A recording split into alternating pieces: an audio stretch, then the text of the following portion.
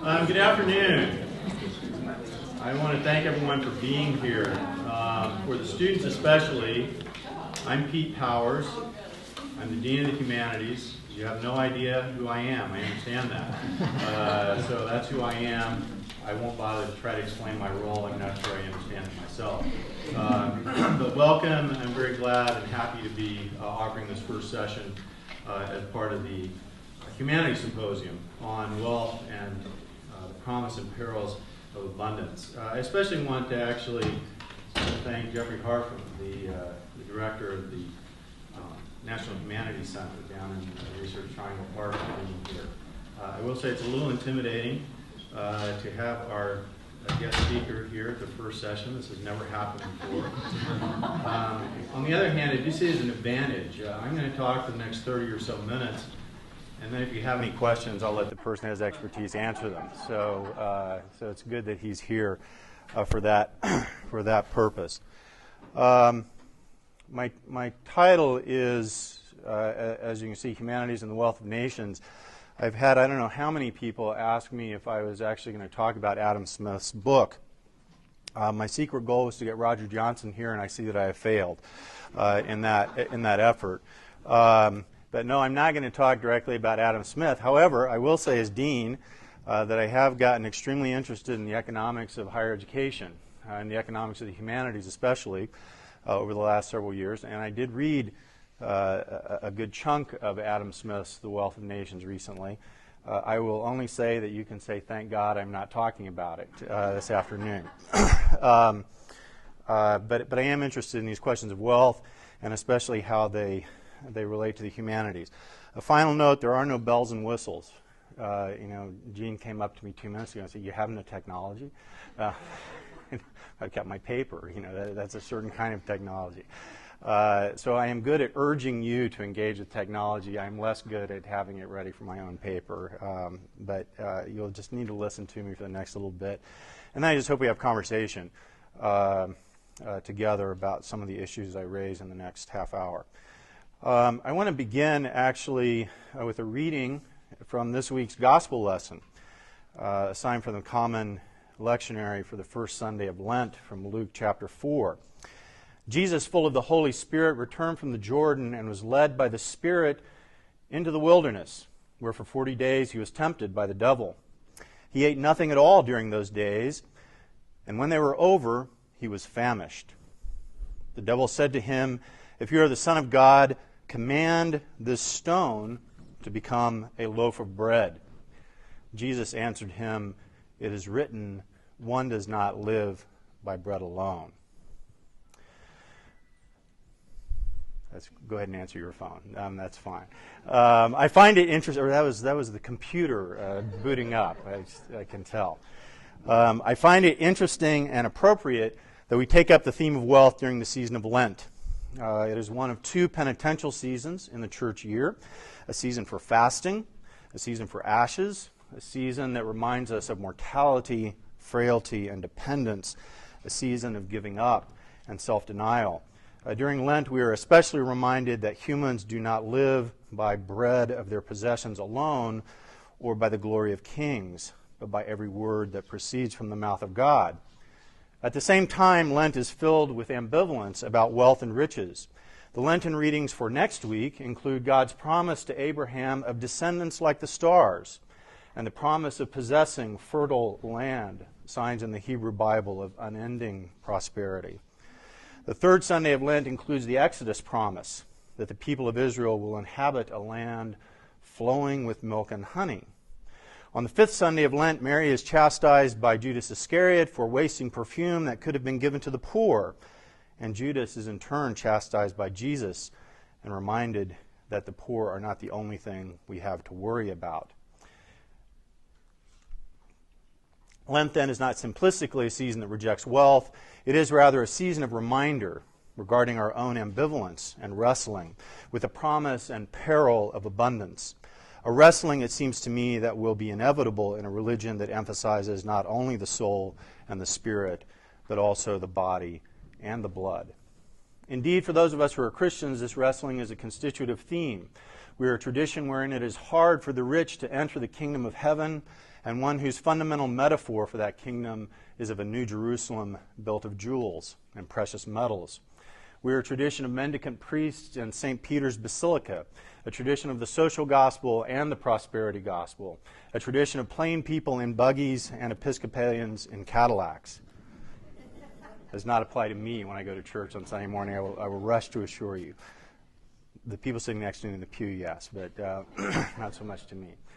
Not least important for our status as an institution of higher education, we're a tradition that believes the gospel of Christ is open to the simplest mind with the open heart. And we are a tradition that asks more than 700 18-year-olds and their families each year to consider spending $140,000 in 4 years, the cost of a reasonably nice house, to get an education in the liberal and applied arts and sciences, one that we believe will make those students more effective leaders, servants, and reconcilers in church and society. Thus, it is worthwhile that we here at Messiah College have this Humanities Symposium focused on wealth and abundance, not because we know what we think about wealth, but because we don't. I'm going to pause for my Marco Rubio moment here. I don't know how Obama does it, hour and a half without a drink. It's pretty amazing. I'm sure there's some little CIA thing that they can embed in his jaw that keeps him. In the balance of my talk, I want to lay out several questions about wealth that especially concern me as I think about the humanities. First, what do we signify when we use the word wealth, and what difference does our use of that word make?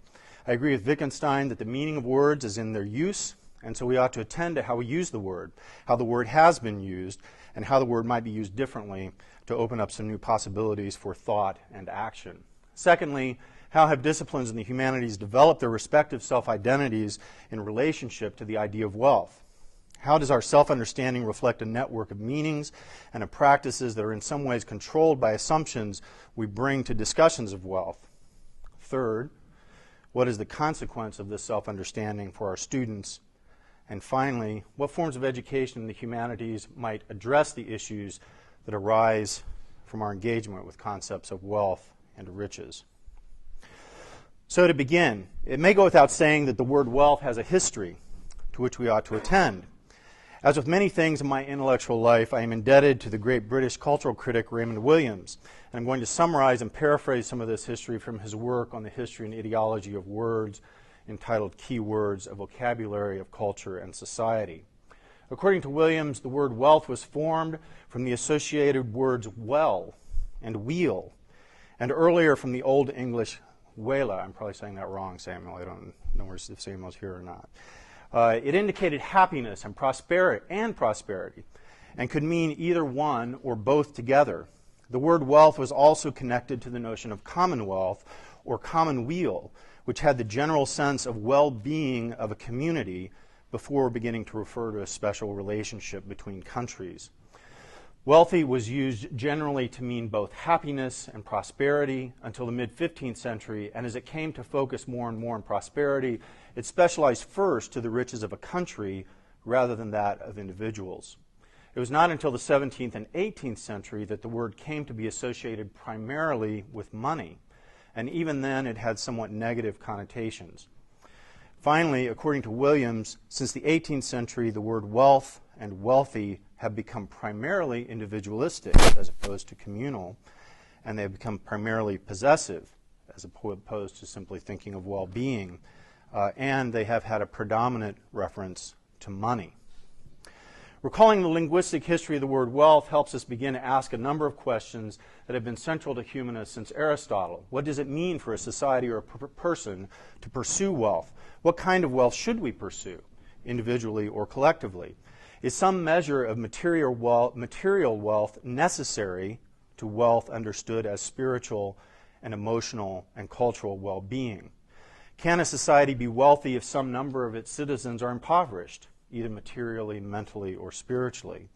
And finally, for us, what role does education in general, and in education in the humanities in particular, have to do with the pursuit of wealth, however it may be understood? These kinds of questions, of course, have an ancient history, found in works such as Aristotle's Meditations on Eudaimonia, again, forgive my pronunciation, in the Nicomachean Ethics, And so the question of wealth, including within it the question of material and spiritual well-being, is properly a question that is theological, a question that is ethical, a question that is cultural, as well as a question that is economic, and so again, a question that should be central to us as humanists. Williams rightly pointed out that several decades ago, he rightly pointed out that wealth as a concept has been increasingly individualized and increasingly focused solely on the question of money. This tendency has only become more extreme, not only in the use of the word wealth, but in our general discourse about what makes for a good life, either individually or as communities or as a nation. That discourse has increasingly been a kind of cultural shallows, dominated by simplistic notions of materialistic prosperity. It characterizes our national discourse about the purposes of the state and the purposes of education, wherein the health and wealth of the state is increasingly focused exclusively on singular measures such as the gross national product, or the increase and decrease of the stock market, or the comparison of our efficiency and labor practices to those of other nations. Our estimation of personal worth focuses increasingly on employment and on purchasing power. And this shapes assumptions about how young people should be educated. Students are advised in junior high and high school about the proper choices for their careers, not the subjects of study they might pursue to develop their imaginations, or creativity, or their empathy, or simply their self-understanding. I think I've told this story in the past. Went to a high school meeting for my daughter when she's getting ready to go to college. And the advisors were going on saying, well, if you're going to do this in life, you could major in this. And if you're going to do this in life, you could major in that. If you're going to do this other thing, you could major in this. And finally, I just was kind of frustrated. I raised my hand and I said, well, what if you just want to study English? And the counselor, high school counselor, was a little bit taken aback and finally said, well, there's no problem with going undeclared. And you need to be aware of that as you think about what our students are getting when they're in high school.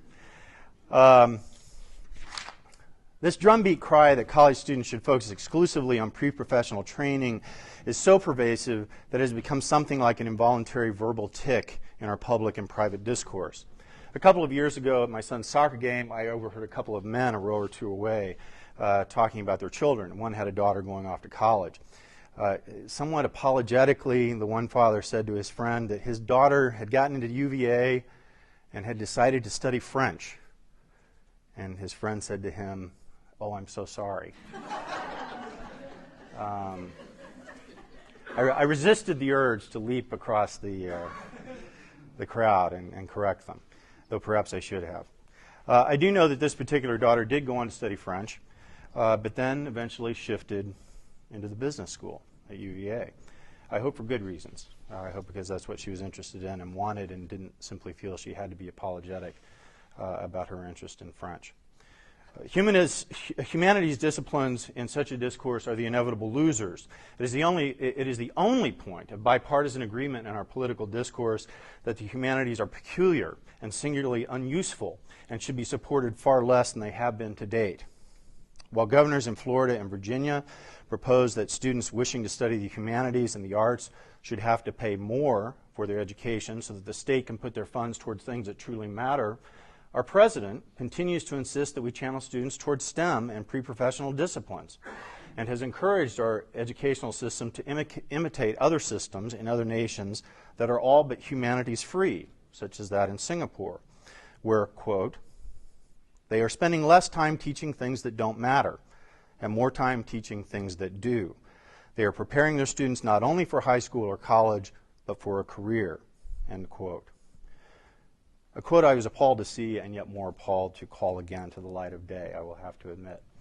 And that's from Martha Nussbaum's, quoted in Martha Nussbaum's very good book, Not for Profit. This rehearsal of our public discourse about the humanities is documented everywhere in the books and articles about a crisis in the humanities. Reading that, I must admit, is often distressing. And if the discourse is dismal, the consequences can be hard, especially at tuition-driven institutions like Messiah College. Departments close, as did the philosophy department at our nearby sister institution, Cedarville University. Hires are hard to come by, and budgets, never big, get smaller, all of which feed a vicious cycle that make the humanities appear an afterthought to a bygone educational era of the liberal arts. These desperate straits, rhetorical and material, are part and parcel of the narrowing of our understanding of wealth to money and of well-being to material gain, leaving little room for a discourse of spiritual and cultural goods or a discourse of common purpose, save as that purpose is articulated through the getting of more money. Although our problems are not all caused by rhetoric and the way we use language, I do believe that insisting on a rhetoric that comprehends a larger range of human concern would open new possibilities for our life together as a nation and as an institution and as communities.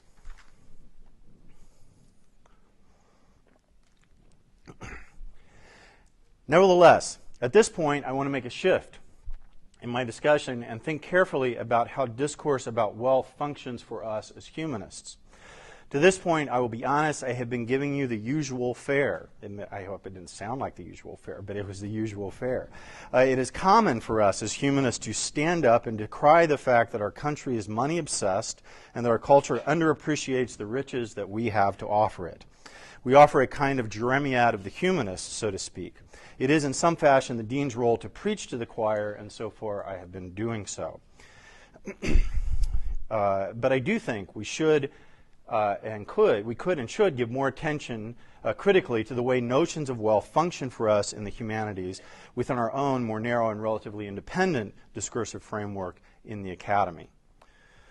We could, I think, get at this by thinking through the question of our own psychic and discursive responses to the disastrous educational rhetoric in which we are immersed. I am particularly intrigued, for instance, by the fact that gathering clouds of gloom can feel so invigorating to so many humanists. They give birth to innumerable books and lead to excited intellectual chatter in the break room and hallways, and oddly enough can make us feel exceedingly good about ourselves, perhaps even better than we did before, if that were possible. Indeed, there is a sense in which being beset fills us with a positive sense that we are fulfilling our destiny.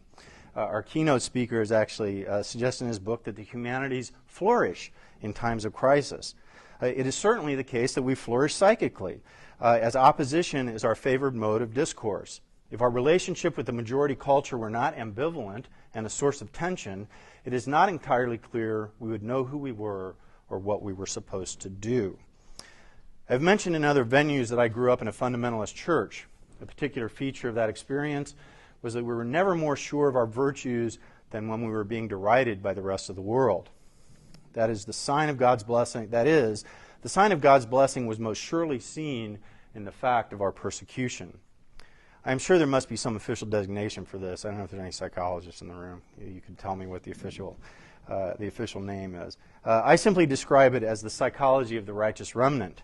Whereas academic legend has it that Calvinists and Puritans looked to their success in the world as a secret sign that God was blessing them, the righteous remnant are motivated by the fact that God chastises those whom he loves and counts it all blessing that they are despised and persecuted by the world. Now, when Isaiah proclaims his prophecy of the Messiah in Isaiah 53, he was despised, quote, he was despised and rejected of men, a man of sorrows and acquainted with grief, and we hid, as it were, our faces from him. He was despised, and we esteemed him not. I am very sure in my heart of hearts that Isaiah is talking about me as a dean of the humanities, and you as professors and students of the humanities. Despised, rejected, acquainted with grief, esteemed not. The evidence is everywhere. Indeed, I'm very sure that many of us in this room are very sure that if Jesus had had the advantage of a higher education, he would have majored in the humanities. No doubt a double major, probably even worse, right? In this way of looking at things, the marginalization of the humanities, the sound bites, and the disquisitions on its uselessness are not only to be expected, they are to be positively welcomed.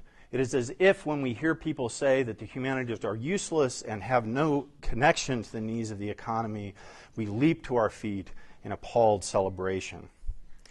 The extreme version of this approach is found in Stanley Fish's blogs on the New York Times, where, while reviewing a book that defends the humanities on the grounds that they improve our character, Fish argues the following, quote,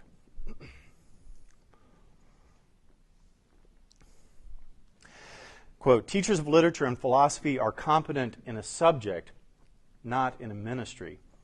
It is not the business of the humanities to save us no more than it is their business to bring revenue to a state or a university. What then do? They don't do anything. If by do it is meant to bring about effects in the world. And if they don't bring about effects in the world, they cannot be justified except in relation to the pleasure they give those who enjoy them. To the question of what use are the humanities, the only honest answer is none whatsoever. And it is an answer that brings honor to its subject.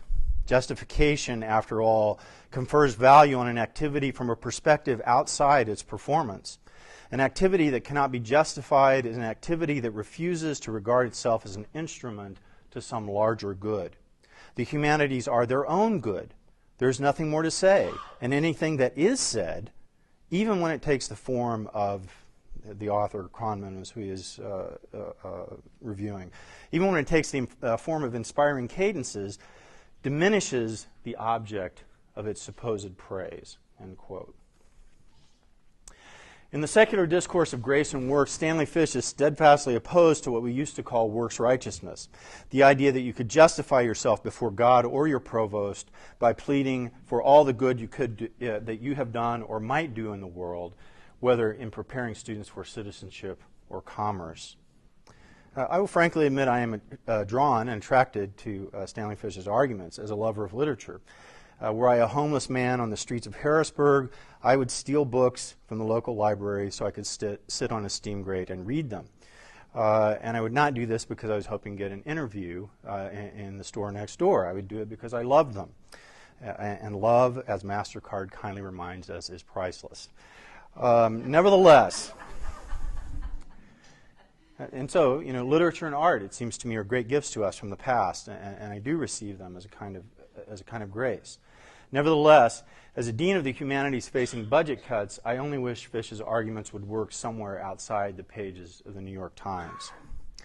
To the degree that Fish's arguments are compelling, it is because they draw on a very deep ambivalence that humanities disciplines have had towards economic systems and practices, and more specifically, an ambivalence toward money. Fish's critique of the utilitarian humanities, and he's said this both about improvement for society and economic improvement. Fish's critique of the utilitarian humanities is built on a binary opposition between instrumental and inherent value. Roughly speaking, money is always and everywhere instrumental. Indeed, the accumulation of money can be a sign and symbol, but the fact of money and its existence declares and enables instrumentality. For Fish, to assert that the humanities can be used for material or political goods is to deny or diminish the fact that the humanities are goods in and of themselves. Most of us, I think, would not go so far as Fish, and we're usually happy to argue that studying the humanities will make students more reflective and conscientious citizens. I'm less sure about money. Fish's pronouncements seem to me to be an extreme version of an often ambivalent but steady stream that runs very deep and long in humanities education and scholarship. Returning to the larger and more ancient category of the liberal arts, the ars liberalis were conceived of as the study appropriate to a free person, as opposed to the mechanical arts, which were the study appropriate to the laboring classes. Although the definitions of class and work in the ancient world were different from our own, there is nevertheless a class-based sense in which the liberal arts were about something higher and more noble than the simple fact of gaining one's daily bread. The continuity and transformations of the liberal arts in the monasteries connected learning with spiritual otherness and apartness from the world. During the Romantic period, when my own discipline of English was gathering steam before finally taking a place in the academy in the latter part of the 19th century, the practice and study of poetry and literature were directly and vigorously opposed to the depredations of the industrial era in England, and more generally to the practices of predatory capitalism. In the 20th century, English sought to establish itself as a pure form of knowledge by maintaining that literature in general and poetry in particular were completely set apart from time-bound circumstance.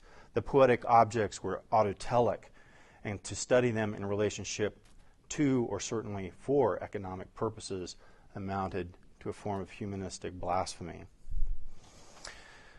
In a passing conversation several weeks ago, a colleague said to me something to the effect, quote, "I know we're not really supposed to worry about our students' jobs, but maybe getting them to do an internship would be helpful," end quote.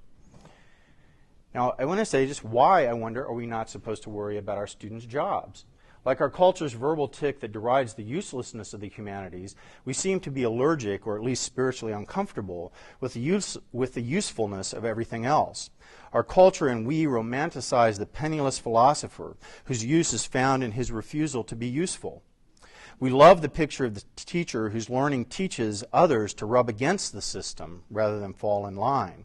We love the anarchic teachers of the Dead Poets Society and the history boys, in part because they help us believe that we can be in the system but not of it, that we can further the humanizing cause of the humanities without being touched by the system and the money that enables and even drives it. If we must have money, then by God, let us have it with rumpled sport coats and torn jeans and cigarette stains on our fingers and a vague whiff of irresponsibility. Anything that will preserve us from the respectability and whiff of usefulness. In short, I think there is good reason to say that our self-understanding as humanists has been built out of a binary opposition to the notion of money, if not wealth, the means of making money and the things that money can provide. My only thought is that faced with a binary opposition in thought and language, we ought not think it's natural, however dear it may be to our self-image, and we ought to think about what ways it could be self-limiting and not just enabling.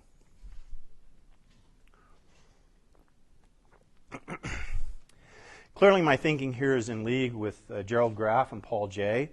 In a recent essay in Inside Higher Ed, they called for a, quote, critical vocationalism, end quote, within the humanities. And I'll read from that essay just briefly. Quote from Gerald Graff and Paul Jay. The false assumption in both anti-utilitarian defenses of the humanities and pessimistic predictions of their extinction is that we have to choose between a credentializing and a humanizing view of higher education, between vocational utility and high-minded study as an end in itself. This either-or way of thinking about the humanities, either they exist solely for their own sake or they have no justification at all, is a trap that leaves humanists unable to argue for the value of their work in terms of the practical skills it teaches, an argument that inevitably has to be made in the changing marketplace of higher education. In fact, we would argue there is no defense of the humanities that is not ultimately based on the useful skills it teaches, end quote. This call for critical vocationalism, I think, has been at the heart of my own work as a dean here at Messiah for the past several years, as I have urged us to consider a variety of things that might seem unnatural or unseemly for humanists. It is at the heart of my sense that we have to be more closely connected to the Career Development Center and have reflections on career development throughout the major, beginning in the freshman year and not left simply for the senior seminar. It is the purpose behind my recent request that faculty consider the possibility of requiring internships within the major so that students will have practice in articulating their strengths and understanding the relationships between their disciplines and the world of work. It is also part of my sense of the importance of the digital humanities, a new mode of doing cultural work that will enable our traditional humanistic ideals to be developed more broadly, disseminated more broadly, and will allow our students to develop necessary technological skills for the modern workplace. These efforts, of course, might be helped by thinking through how our ideas about wealth, or more simply money, have framed our thinking and drive our practices. Along these lines, I will close with a few observations about the opposition between wealth and the humanities. First, it is simply mistaken to believe that the instrumental value of an object or a person or practice necessarily detracts from its essential or inherent value. Aristotle knew this millennia ago, and Fish should have known it in 2008. A practice may be good in and of itself. It is no less good if it is put to good use. I think this is especially true in the arts. Music is good in and of itself, but it is not good. It is no less good, and may even be better when employed as a public good and for personal profit insofar as we ought to pay our singers. Similarly, the study of history and philosophy and literature and writing and film and religion and language are goods in and of themselves, but they are no less good if students are taught to understand and articulate the skills they are receiving and are encouraged to find ways of drawing direct connections between the world of work and their academic disciplines. Indeed, I believe they will more fully value and understand their disciplines if they are asked to do so. Second, I believe with Kenneth Burke that the humanities are equipment for living. Indeed, I believe we would all say that. It is then peculiar indeed that we would think that humanities should not be interested in or be equipment for living that part of our students' lives that will make up the largest single part of their waking hours for the next 40 years. At a minimum, we need to encourage them to directly be engaging the question of how the humanities addresses their lives as workers. How does the study of philosophy help them think more critically about their working lives? How does the study of literature help them be more creative employees or managers? How might the study of history help them create more humane and productive working environments? This is the kind of critical vocationalism that I think Graff and Jay are calling us to, and which I heartily endorse. Finally, I believe this opposition between instrumental and or utilitarian and essential values in the humanities is finally anti-incarnational and even anti-human. We're enjoined in the scriptures by God to sell what we have and give our proceeds to the poor, not because money or possessions are evil, but because to be human is to be in a body, and money provides the means by which a human being may eat and find shelter and clothe their children, and go to the doctor, and get an education, and find a job, and send their kids to college. Similarly, we are not degrading or diminishing our calling as humanists by helping students understand how their skills can be leveraged for well-paying jobs. They need them to pay off their tens of thousands of dollars worth of loans. And indeed, I would say that if the liberal arts are the arts proper to a free person, then we need to further understand that in our society, it is impossible to act fully as a free person without adequate employment, the fundamental means of sustaining one's own existence. Human beings do not live by bread alone, but they surely do live by bread. Our culture at large has made the tragic mistake of believing the temptation of Satan that living by bread is the goal of our existence, that the good life can be summed up in the individualistic pursuit of material gain. Our willingness as humanists to oppose that discourse is a virtue of which we should be rightly proud. By the same token, we should critique easy oppositions, even in ourselves. Attending to the economic needs of our students and thinking with them about what it means to live in this economy is to attend to what it means to be human in this society, not in a society of the promised land where the land is flowing with milk and honey, free for the asking. In this sense, attending to the instrumental value of our disciplines is a fulfillment rather than a diminishment of our ideals, since attending to what it is to be human is, after all, what we are good at doing. Thank you.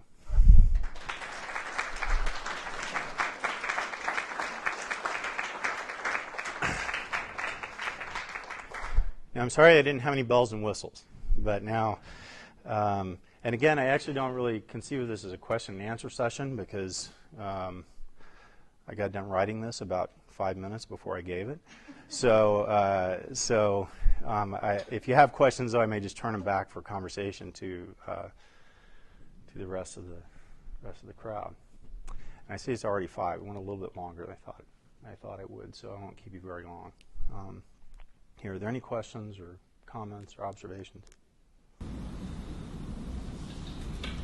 Crystal. Your beginning reminded me of something that has always fascinated me in this relationship. So you're talking about the real and wealth, and I've also been intrigued by the good versus goods, by the word dear in England, which means something is expensive, but of course it also means precious to us.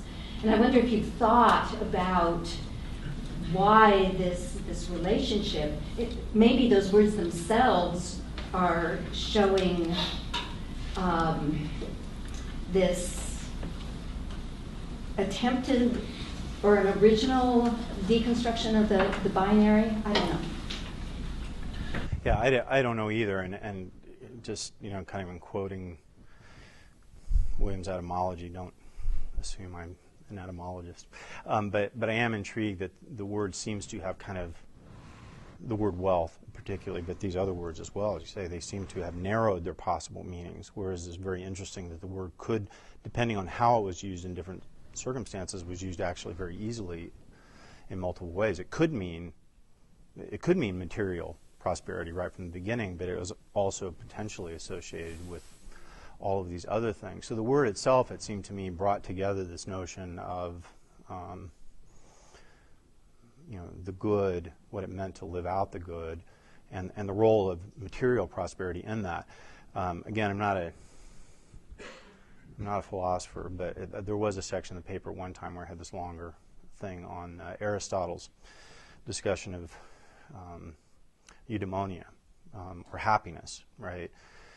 As I understand it, Aristotle was opposed to the Stoics in that the Stoics didn't believe material circumstances mattered to happiness, whereas Aristotle did. And I have to say I'm an Aristotelian more than a Stoic. I think we do live by bread, we just don't live by bread alone. And so there is some level of material circumstance that is necessary to our well-being as human beings and our well-being as societies. I totally disagree with the kind of romantic picture that impoverished people are somehow spiritually richer, right? Which is a very common kind of stereotype in Western societies. But that's the best I can do with your answer without really being a student of etymology of all these terms.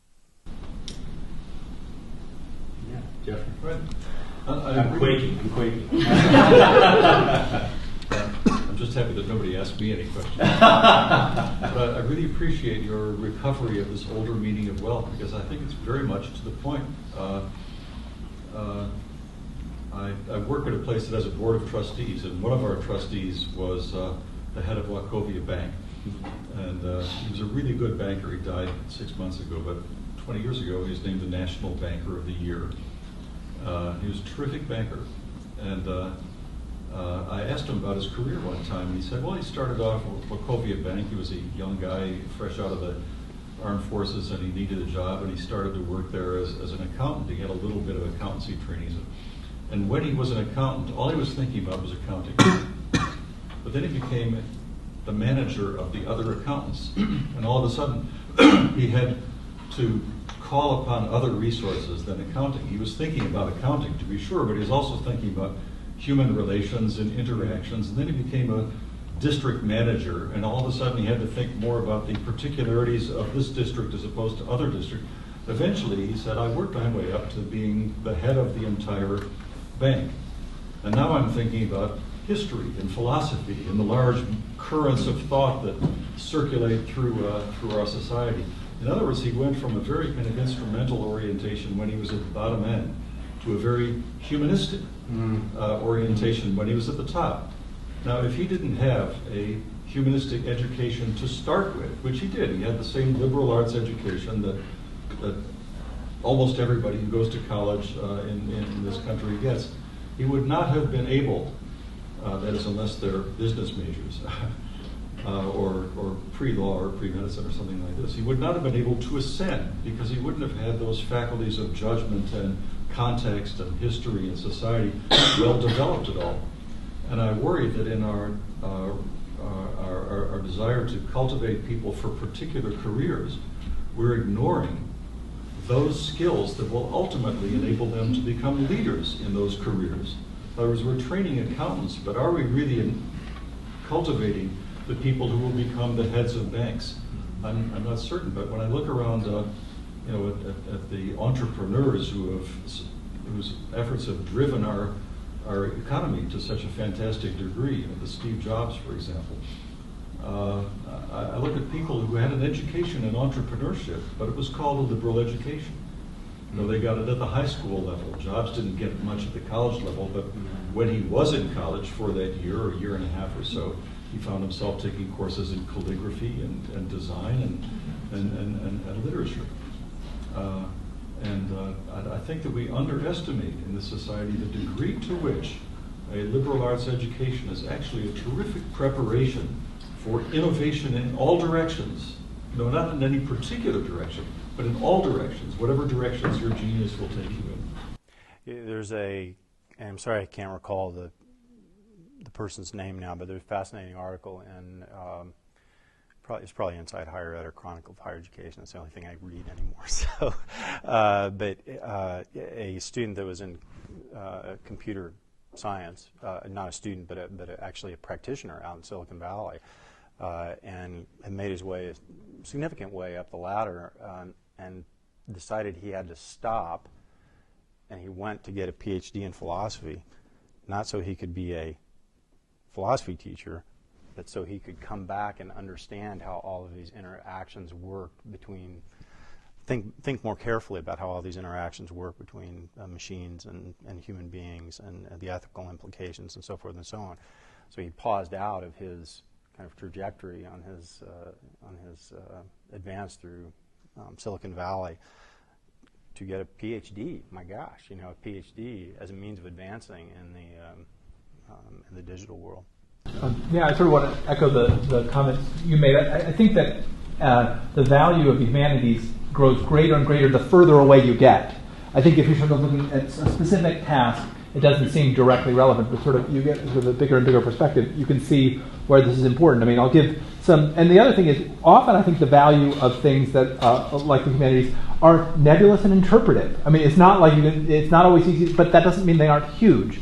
For example, computers are wonderful, and this digital revolution it's amazing, and it's where did it come from exactly? I mean, how were was it sort of invented in the 1940s?